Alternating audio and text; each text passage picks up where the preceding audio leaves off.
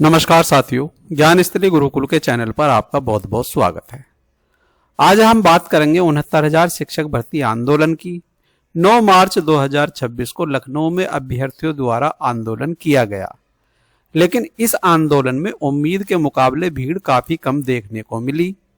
अब सबसे बड़ा सवाल यह उठता है, क्या इस कम भीड़ वाले आंदोलन का सरकार पर कोई प्रभाव पड़ेगा?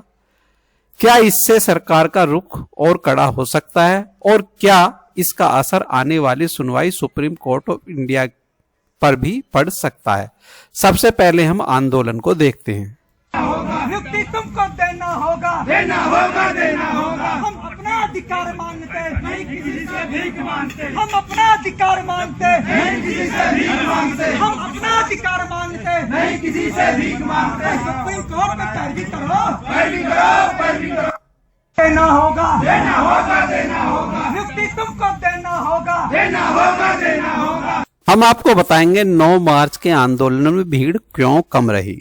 9 मार्च 2026 के आंदोलन में भीड़ कम क्यों रही, इसका सरकार की रणनीति पर क्या असर पड़ सकता है, आगे अभ्यर्थियों की क्या रणनीति हो सकती है और सुप्रीम कोर्ट की सुनवाई से इसका क्या प्रभाव पड़ सकता है। तो पूरी सच्चाई और पूरा विश्लेषण जानने के लिए वीडियो को अंत तक जरूर देखें। 9 मार्च 2026 को 69,000 शिक्षक भर्ती आंदोलन में भीड़ कम रहने के कई संभावित कारण हो सकते हैं। आमतौर पर ऐसे आंदोलनों में भीड़ कम होने के पीछे प्रमुख कारण होते हैं स्पष्ट नेतृत्व और संगठन की कमी। कई बार आंदोलन में सभी समूह एक साथ नहीं आते। यदि अलग अलग संगठनों की रणनीति अलग हो तो अभ्यर्थी भी भ्रमित हो जाते हैं और भीड़ कम रह जाती है।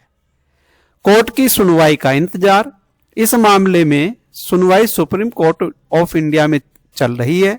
कई अभ्यर्थी यह सोचते हैं कि अंतिम निर्णय कोर्ट से ही आएगा, इसलिए वे आंदोलन में जाने के बजाय सुनवाई का इंतजार करते हैं। दूर दराज जिलों से आने में कठिनाई। उत्तर प्रदेश में कई अभ्यर्थी दूर दराज जिलों से आते हैं। लखनऊ तक यात्रा खर्च और समय की वजह से कम लोग पहुंच पाते हैं। कई बार धरने या आंदोलन की सूचना सभी अभ्यर्थियों तक समय पर नहीं पहुंच पाती है। सोशल मीडिया या ग्रुप में सूचना सीमित रहने से भी भीड़ कम हो जाती है। कभी कभी प्रशासन की तरफ से सुरक्षा या अनुमति संबंधी प्रतिबंध होते हैं, जिससे लोग आने से बचते हैं। कुछ अभ्यर्थियों को लगता है कि आंदोलन से तुरंत कोई ठोस परिणाम नहीं निकलेगा, इसलिए वे आंदोलन में शामिल नहीं होते हैं। भीड़ कम होने का मतलब यह नहीं होता कि मुद्दा खत्म हो गया है। कई बार अभ्यर्थी कोर्ट के फैसले या अगली रणनीति का भी इंतजार करते हैं। भीड़ कम रही है तो इसका सरकार पर कुछ संभावित प्रभाव इस प्रकार पड़ सकता है, जैसे सरकार पर दबाव कम हो सकता है। जब किसी आंदोलन में बड़ी संख्या में लोग नहीं पहुंचते तो सरकार को यह संकेत मिल सकता है कि आंदोलन का जन समर्थन सीमित है, इसलिए सरकार पर तत्काल निर्णय लेने का दबाव कम हो जाता है। सरकार अपना पुराना रुख बनाए रख सकती है। कम भीड़ होने से सरकार यह मान सकती है कि मामला केवल कुछ अभ्यर्थियों तक सीमित है, इसलिए नीति में बड़ा बदलाव करने की जल्दी नहीं दिखाती है। कोर्ट में सरकार का पक्ष मजबूत दिख सकता है। जब मामला सुप्रीम कोर्ट ऑफ इंडिया में चल रहा है तो सरकार यह कह सकती है कि स्थिति सामान्य है, कोई बड़ा जन आंदोलन या सामाजिक तनाव नहीं है। हालांकि कोर्ट का फैसला मुख्य रूप से कानून और तथ्यों के आधार पर ही होता है। भीड़ से सुप्रीम कोर्ट ऑफ इंडिया पर कोई प्रभाव नहीं पड़ता है। भीड़ से केवल सरकार पर थोड़ा बहुत प्रभाव पड़ सकता है। सरकार बातचीत की जगह कानूनी प्रक्रिया पर भरोसा कर सकती है। यदि आंदोलन कमजोर दिखाई देता है तो सरकार यह सोच सकती है समाधान कोर्ट के फैसले से ही आएगा, इसलिए अलग से राजनीतिक या प्रशासनिक कदम उठाने की जरूरत नहीं। सुप्रीम कोर्ट ऑफ इंडिया किसी भी मामले में निर्णय देते समय भर्ती के नियम, आरक्षण की व्यवस्था, पहले के कोर्ट के आदेश और दोनों पक्षों की दलील, इन सब के आधार बनाता है। इसलिए भीड़ कम या ज्यादा होना फैसले का मुख्य आधार नहीं होता है।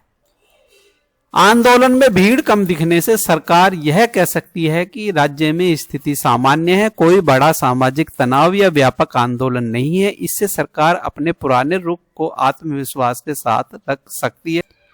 यदि मामला ज्यादा राजनीतिक या सामाजिक दबाव वाला नहीं दिखता है तो कोर्ट शांत माहौल में केवल कानूनी आधार पर अंतिम निर्णय देने की दिशा में आगे बढ़ सकती है। तो साथियों, 69,000 शिक्षक भर्ती आंदोलन और आने वाली सुनवाई पर सबकी नजरें टिकी हुई हैं। अब देखना यह होगा कि सुप्रीम कोर्ट ऑफ इंडिया इस पूरे मामले में क्या महत्वपूर्ण निर्णय देता है और अभ्यर्थियों को किस प्रकार न्याय मिलता है। इसी तरह की सटीक और निष्पक्ष जानकारी के लिए जुड़े रहिए हमारे चैनल ज्ञान स्थली गुरुकुल हापुड़ के साथ। वीडियो अच्छा लगा हो तो लाइक करें और शेयर करें और चैनल को सब्सक्राइब करना न भूलें। धन्यवाद। मिलते हैं नई वीडियो और नई अपडेट के साथ। तब तक के लिए जय हिंद, जय भारत।